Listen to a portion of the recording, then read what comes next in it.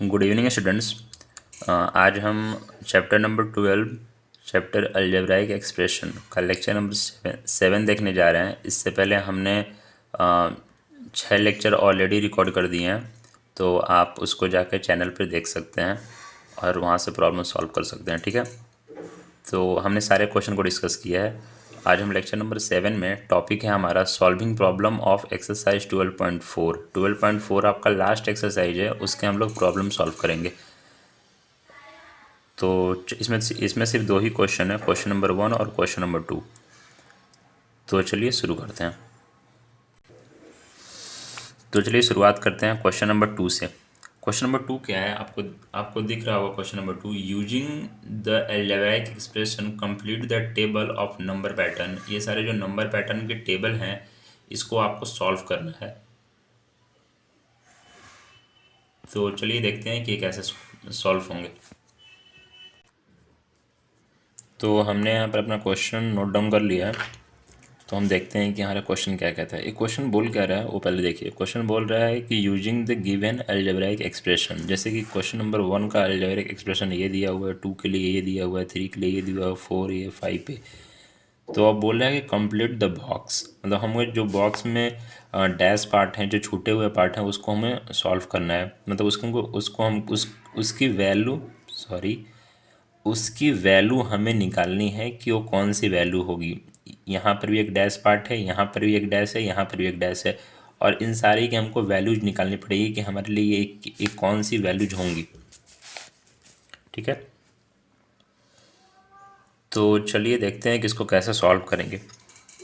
तो सबसे पहले सॉल्यूशन कैसे करेंगे सॉल्व। तो मेरे पास एक्सप्रेशन क्या क्या है। एक्सप्रेशन मेरे पास क्वेश्चन नंबर 1 2 3 4 5 पाँचों क्वेश्चन के लिए अलग अलग एक्सप्रेशन है। तो हम सबसे पहले देखेंगे कि मेरा एक्सप्रेशन किस फॉर्म में है। एन वेरिएबल के फॉर्म में है। तो हमें अगर फर्स्ट टर्म निकालना है तो हमें एन की जगह पर 1 पुट करेंगे, तब हमारा ये वैल्यू आएगा। अगर हमें सेकेंड टर्म निकालना है तो हम एन की जगह पर 2 पुट करेंगे तो हमारा ये वैल्यू आएगा। ठीक वैसे ही हमें अगर थर्ड टर्म निकालना है तो एन की जगह पर 3 पुट करेंगे तो हमारा ये वैल्यू आएगा। फोर्थ टर्म निकालना है तो एन की जगह पर 4 पुट करेंगे तो ये वैल्यू आएगा।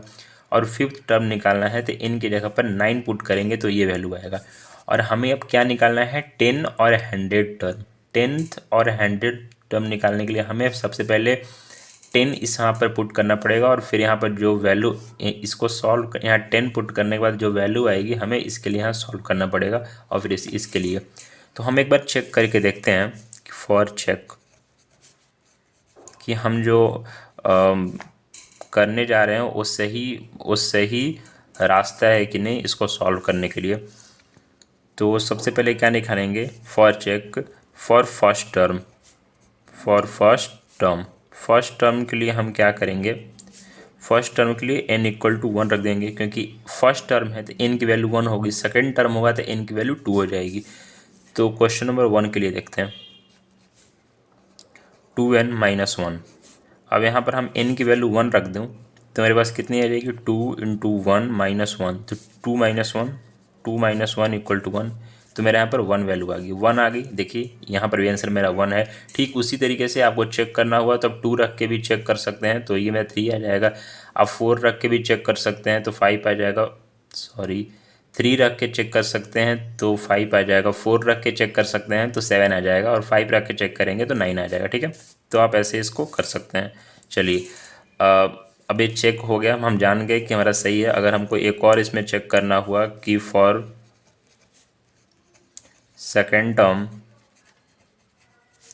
और हम n की वैल्यू यहाँ पर 2 रख दिए, n की वैल्यू 2 रख दिए तो मेरे पास कितनी आ जाएगी। इफ पहले क्वेश्चन के लिए ही हम देखते हैं तो मेरे आ जाएगा 2n माइनस 1, और यहाँ पर हम n की वैल्यू 2 रख दिए तो माइनस 1, 2 जो 4 माइनस 1 तो देगा 3 आ जाएगा। तो यहाँ पर मेरी वैल्यू आंसर आ गई।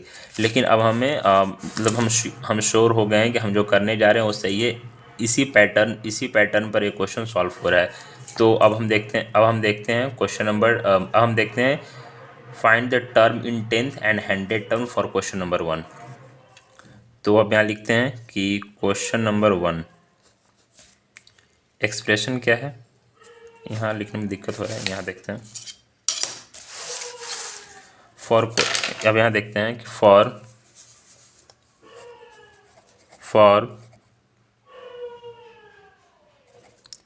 फर्स्ट क्वेश्चन एक्सप्रेशन क्या है मेरा, एक्सप्रेशन है मेरे पास 2n-1, ठीक है। हम 2n-1 ये मेरा एक्सप्रेशन हो गया। हम देखेंगे फॉर टेंथ टर्म के लिए हम क्या करेंगे, तो टेंथ टर्म के लिए हम क्या करेंगे, putting the value of n equal to 10, n की वैल्यू हम यहाँ पर 10 पुट कर देंगे। हम जैसे ही n की वैल्यू 10 पुट की है तो 2n-1 जो होगा मेरा वो 2 × 10-1 लिख सकते हैं इसको। अब यहाँ हम लिख सकते हैं कि 20-1 इक्वल टू हो जाएगा मेरा 19 हो जाएगा। 20-1 तो इक्वल टू मेरा 19 हो जाएगा।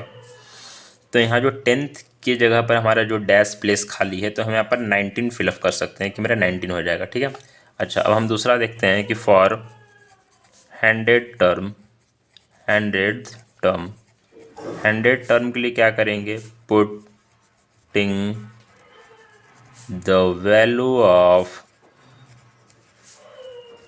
n इक्वल टू 100 के लिए पुट करेंगे तो मेरे पास कितना रहेगा 2n-1 और इक्वल टू हो जाएगा 2 × 100-1, तो यहाँ आ जाएगा 200-1 इक्वल टू हो जाएगा 199। तो ये जो मेरा प्लेस खाली है हम यहाँ पर फिलअप कर सकते हैं 199, ठीक है। अच्छा, अब देखते हैं for question 2, for second expression, जो सेकेंड क्वेश्चन का एक्सप्रेशन है उसके लिए देखते हैं सेकेंड एक्सप्रेशन।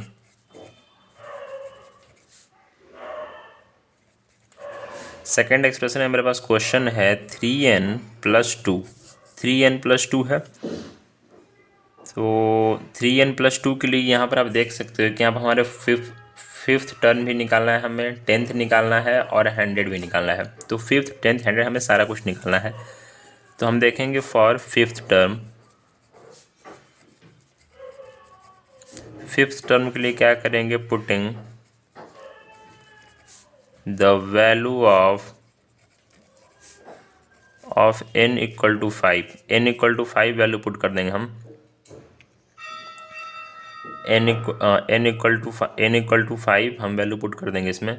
तो जैसे ही हम n equal to 5 value put कर दिए तो हमारा जो एक्सप्रेशन आ जाएगा वो कितना आ जाएगा, 3n+2 और यहाँ पर आ जाएगा 3, 5 + 2 इक्वल टू हो जाएगा 15 और यहाँ आ जाएगा 17। तो मेरा 70 मेरा आंसर आ गया, ठीक है। अब हम देखेंगे फॉर टेंथ टर्म के लिए हम सेम वैसा ही करेंगे, putting the value of n equal to 10, n equal to 10 put करेंगे तो मेरे पास कितना आ जाएगा, ये 3n+2 इक्वल टू हो जाएगा 3 × 10+2 इक्वल टू 30 + 2 इक्वल टू 32। हम देखेंगे फॉर 100 टर्म, अगर हम 100 टर्म्स के लिए देखें कि क्या है 100 टर्म के लिए, तो हम यहाँ क्या करेंगे, putting the value of n equal to 100, 3n+2 equal to आ जाएगा 3 × 100+2 इक्वल टू 302। तो ये सारे मेरे जो ब्लैंक स्पेस थे वो सारे फिल हो गए। यहाँ पे आ जाएगा मेरा 17, यहाँ पे आ जाएगा मेरा 32 और यहाँ पर आ जाएगा 302। अब हम देखते हैं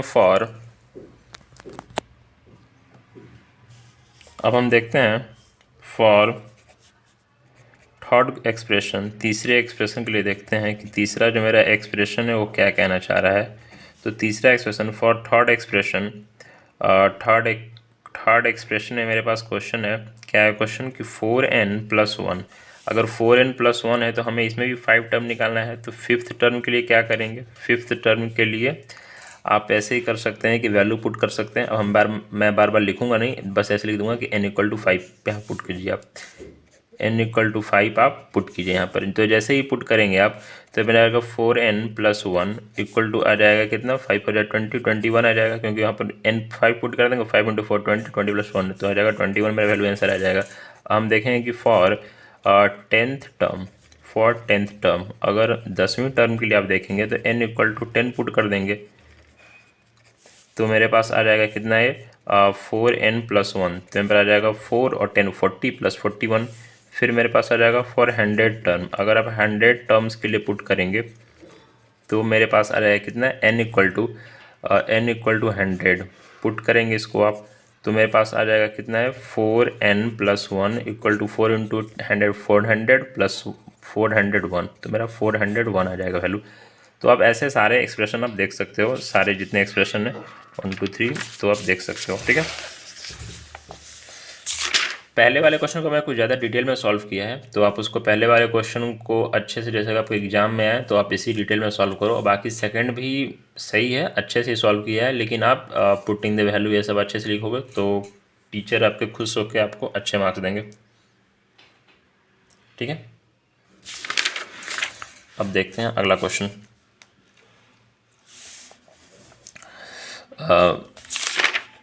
for question number for fourth expression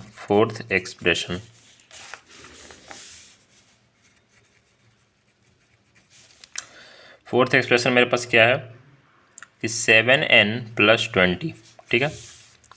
तो हम लिख देंगे इसमें कि फोर्थ एक्सप्रेशन के लिए हम क्या लिख देंगे, हमें क्या निकालना है फॉर 5 टर्म, तो लिख देंगे हम for 5 fifth terms n equal to 5 put कर देंगे हम, तो मेरे पास आ जाएगा 7n प्लस 20 इक्वल टू आ जाएगा 7 5 प्लस 20, तो इक्वल टू मेरे पास आ जाएगा 30 35 45 55 45 आ जाएगा 35 45 सॉरी 55 आएगा। फॉर टेंथ टर्म्स के लिए हम देखेंगे तो मेरे पास आ जाएगा कितना ये वैल्यू मेरे पास कितना है n इक्वल टू हम 10 पुट कर देंगे, तो मेरे पास आ जाएगा 7n प्लस 20 इक्वल टू आ जाएगा 7 इंटू 10 प्लस 20, तो 70 और यहाँ आ जाएगा मेरा 90, ठीक है। फॉर 100 टर्म्स तो मेरे पास आ जाएगा n इक्वल टू मेरा आ जाएगा 100 और यहाँ आ जाएगा हम पुट कर देंगे इसको, तो 7n प्लस 20 इक्वल टू आ जाएगा 7 इंटू 100 प्लस 20, तो मेरा आ जाएगा 720। तो सारे वैल्यू वहाँ पुट कर सकते हैं अलग अलग एक्सप्रेशन में, तो ये सारे हो जाएंगे। अब देखते हैं फॉर फिफ्थ एक्सप्रेशन मेरे पास क्या है कि n स्क्वायर प्लस 1 है, और हमें निकालना है क्या, कौन कौन सा टर्म, हमें निकालना है फिफ्थ टर्म, टेंथ टर्म और 100 टर्म। तो हम देखेंगे for fifth terms n equal to 5 put n square plus 1 को जगह इसको हम 5 पुट करेंगे n की जगह पर, तो मेरा आ जाएगा 25 प्लस 1 इक्वल टू आ जाएगा 26। 5 का स्क्वायर करेंगे तो 25 आ जाएगा, इतना आपको पता ही होगा, आप लोग इंटेलिजेंट हो। तो यहाँ आ जाएंगे, हम देख सकते हैं कि टेंथ टर्म के लिए हम देखेंगे तो n इक्वल टू मेरे पास आ जाएगा कितना 10, ठीक है। और यहाँ पर आ जाएगा पुट कर देंगे इसको, तो मेरे पास आ जाएगा यहाँ पर कितना n स्क्वायर प्लस 1 और यहाँ पे आ जाएगा 10 का स्क्वायर प्लस 1, तो मेरे पास आएगा 10 का स्क्वायर 100 और 101। फिर यहाँ आ जाएगा फॉर 100 टर्म्स, अगर हम इसमें 100 टर्म्स के लिए हम देखें तो मेरे पास आ जाएगा n इक्वल टू मेरे पास आ जाएगा 100 और यहाँ पुट कर देंगे पुट n स्क्वायर प्लस 1, तो यहाँ पर आ जाएगा मेरा 100 का स्क्वायर यानी कि 100 multiply by 100 plus 1 equal to आ जाएगा 100 multiply by 100 10,000 plus 1 equal to आ जाएगा 10,001, ठीक है। ये मेरी सारी आंसर वैल्यू आ गई। तो मैंने इसको यहाँ पर सारी वैल्यू पुट कर दी है, जो जो वैल्यू मेरे पास डैश थी यहाँ पर सारी वैल्यू पुट कर सकते हैं। तो आप यहाँ पर एक बार इसको भी अच्छे से वीडियो पॉज करके आप देख सकते हो, ठीक है।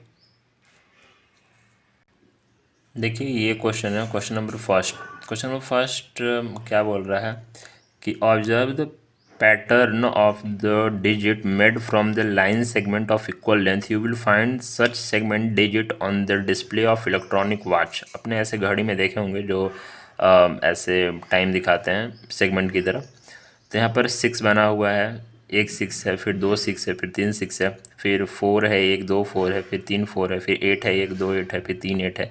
If the number of digit form is taken to be n, the number of segment required from n digit given by algebraic expression appearing in right of each pattern, how many segment are required for forming the 5 10 and digit of kind 6 4 8। बोल रहा है कि अगर हम how many segment, कितने segment required होंगे for form 5 10 and 100 digit, 5 10 और 100 digit को फॉर्म करने के लिए किस काइंड में 6 4 और 8। तो हमें कुछ नहीं करना है, हमें इसी एक्सप्रेशन का यूज करके इसको सॉल्व कर देना है। तो मैं सबसे पहला देखता हूँ इसका, क्वेश्चन नंबर 1 है ये। 1 का ए पार्ट देखिए, यहाँ पर क्या दिया हुआ है, एक ऐसे है, फिर एक ऐसे, फिर एक ऐसे, फिर एक ऐसे, ऐसे और ऐसे। ये एक तरह से 6 बना नहीं, बट 6 ही है, आप मान सकते हो इसको। फिर एक ऐसे है पैटर्न, एक ये पैटर्न है, एक ए पैटर्न है, एक ए पैटर्न है, एक ऐसे और एक ऐसे, फिर एक ऐसे ऐसे, सॉरी, एक ऐसे और एक ऐसे ऐसे। यहाँ पर स्पेस है, ठीक है। दूसरा पैटर्न देखते हैं हम, तो ऐसे ऐसे ऐसे ऐसे ऐसे ऐसे ऐसे, ये सारे सेगमेंट्स हैं।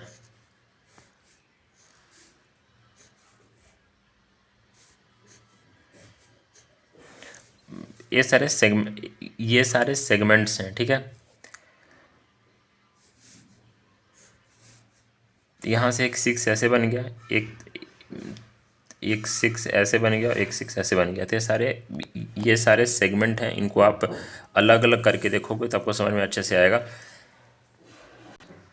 इसको आप अलग अलग करके देखोगे तो आपको समझ बहुत बेटर तरीके से आएगा। तो मैं फर्स्ट वाले क्वेश्चन को देखता हूँ, सॉल्व करेंगे कि यहाँ पर मेरे नंबर ऑफ डिजिट कितने हैं। देखिए, इसके लिए, इन सब के लिए मेरा जो एक्सप्रेशन बन रहा है वो मेरा एक्सप्रेशन क्या है, 5n + 1, ठीक है। लेकिन इन सब के लिए मेरा एक्सप्रेशन बन रहा है वो मेरा कितना है, 5n + 1। अगर यहाँ पर डिजिट कौन सा है, सिंगल डिजिट है, यहाँ डबल डिजिट है, यहाँ ट्रिपल डिजिट है, ठीक है। और यहाँ सिंगल डिजिट में सेगमेंट कितने यूज हो रहे हैं। अच्छा, आप पूछेंगे सेगमेंट कौन सा है, ये देखिए, इसको ऐसे करेंगे, ऐसे ऐसे ऐसे ऐसे ऐसे, ठीक है। ये जो मेरा पूरा एक ये हो गया, इसको हम बोलेंगे डिजिट। लेकिन एक जो इसका सिंपल एक लाइन आ गया, इसको हम लोग बोलेंगे सेगमेंट। तो इसमें डिजिट तो एक ही है, ये मेरा सिंगल डिजिट, लेकिन सेगमेंट कौन से हैं, एक सेगमेंट है, 2 है, 3 है, 4 है, 5 है, 6 है। तो मेरा सेगमेंट 6 है यहाँ पर, ठीक है। आपको समझ में आ गया होगा। इस पूरे एक नंबर को बोलेंगे डिजिट, लेकिन एक जो लाइन बना हुआ है उस सिंगल लाइन को हम बोलेंगे एक सेगमेंट। तो यहाँ पर कितने सेगमेंट हैं, 6 सेगमेंट। अब मेरे पास एक्सप्रेशन क्या है, एक्सप्रेशन है मेरे पास 5n + 1, ठीक है। अब अगर हम सिंगल डिजिट में हम देखें तो n की वैल्यू तो वो डिजिट डिफाइन करेगा कि कितना डिजिट है, उस तरीके से हमें सेगमेंट पता चल जाएगा। हमें अगर सेगमेंट पता करना है कि नंबर ऑफ सेगमेंट, जैसे कि देखिए, नंबर ऑफ सेगमेंट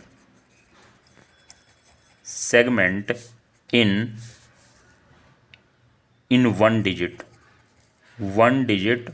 ऑफ 6 के एक डिजिट में कितने सेगमेंट हैं, उसके लिए हम क्या करेंगे कि पुट n = 1 इन 1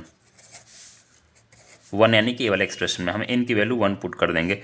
तो 5n + 1 को अगर हम देखें, 5n + 1 के लिए हम देखें तो मेरे पास कितना आ जाएगा, ये मेरा आ जाएगा 5 × 1 + 1, तो हमें आ जाएगा 6। आप देखिए, यहाँ पर सेगमेंट लिखा भी हुआ है 6 है। अब इसके लिए भी करेंगे उसी तरीके से, हम n के यहाँ पर 2 डिजिट है, तो यहाँ पर n की वैल्यू हम 2 पुट करेंगे, तो यहाँ पर मेरा आ जाएगा n की वैल्यू यहाँ पर 2 पुट करेंगे।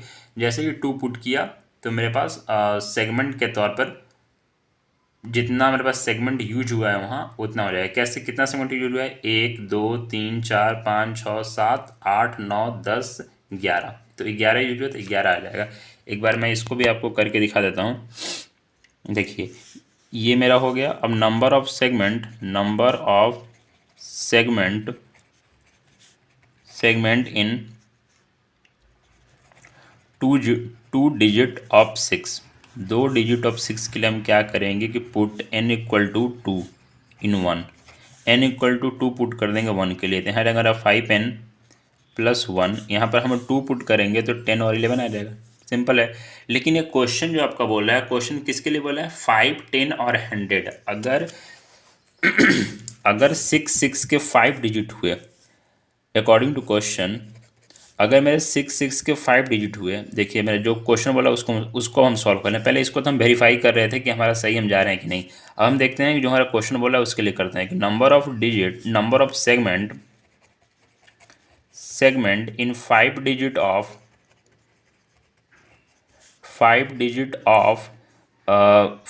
ऑफ 6। अगर ऐसे ऐसे पैटर्न मेरे 5 हो जाए, ऐसे ऐसे पैटर्न मेरे 5 हो जाएं 6 के लिए, तो मेरा कितना सेगमेंट यूज होगा? तो उसके लिए हम क्या करेंगे कि कुछ नहीं करना है, सिंपल इसमें हमको पुट कर देना है कि n equal to 5, n equal to 5 in expression कितना था मेरा? 5n प्लस 1, 5n प्लस 1 में पुट कर देना है। तो हम देखेंगे कि 5 इंटू 5 प्लस 1, तो मेरा 25 और प्लस यहाँ 20, तो 26 सेगमेंट यूज होंगे। अब हम देखेंगे कि number of segment in number of segment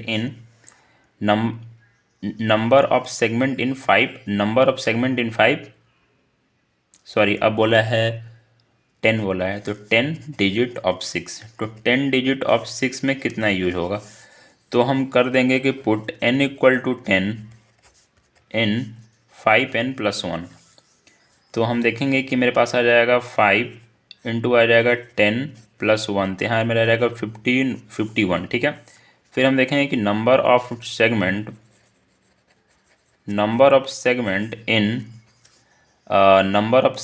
100 digit of 6। अगर 6 का वैसा 100 पैटर्न बनाया जाए तो उसमें हमारा सेगमेंट कितना यूज होगा? तो कुछ नहीं करना है हमें, मतलब जितना डिजिट दिया हुआ, मतलब कितने डिजिट के लिए हमें बनाना है उतना ही डिजिट को हम n मान लेंगे। तो मेरे पास आ जाएगा n 100। अब हम देखेंगे कि मेरे पास आ जाएगा 5 इंटू 100 प्लस 1, तो इक्वल टू आ जाएगा 501। तो मेरा 501 मेरा आंसर आ गया। अब आप सिंपल, ये बहुत सिंपल क्वेश्चन है। आप इसी के लिए आप 4 के लिए भी ऐसे ट्राई कर सकते हैं। 4 के लिए भी पहले पहले आप एक बार चेक कर लेंगे, फिर चेक नहीं भी करेंगे तो कोई दिक्कत नहीं है, आप ऐसे डायरेक्ट सॉल्व कर सकते हैं। कैसे कर सकते हैं 4 के लिए भी? कि 4, अगर 4 मेरा 5 डिजिट है 4 का, तो कितना सेगमेंट यूज होगा? 10 डिजिट है 4 का, तो कितना सेगमेंट यूज होगा? 100 डिजिट है 4 का, तो कितना सेगमेंट यूज होगा? उसके लिए आप क्या करेंगे?